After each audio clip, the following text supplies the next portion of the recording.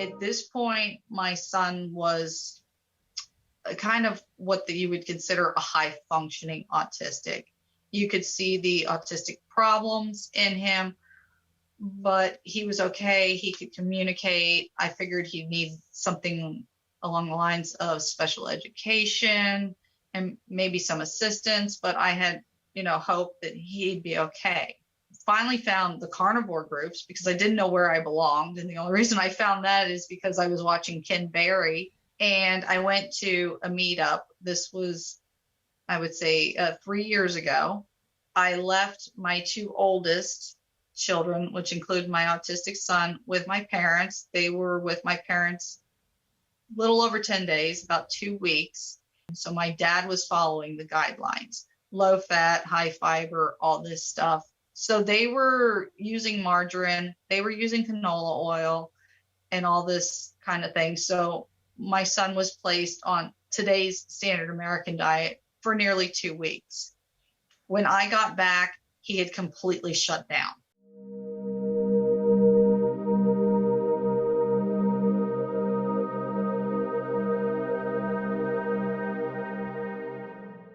I picked him up at their house.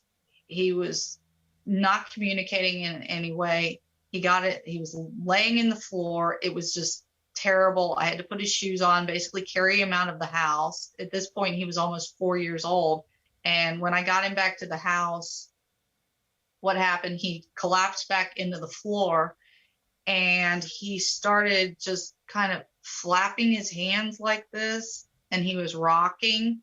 And I rolled him over to try and get him to look at me. His eyes were rolling around in his head. He could not make eye contact with me. And he was just grunting incoherently. He was smacking his hands against his ears.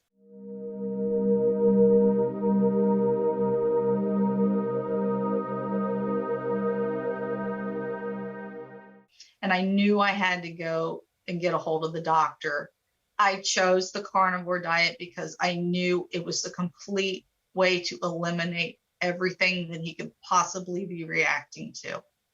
And I knew I had to get the carbohydrates out of him even more.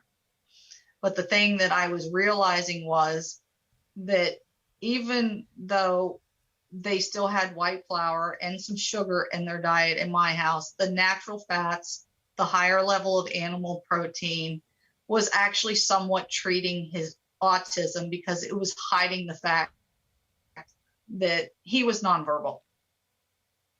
And that was very interesting to me. Now, I know not everybody's going to respond the same way. Not every child's going to completely come out of it, but there is something to the diet and environmental factors that's obviously triggering my son's autism. Because when you remove that, he recovers.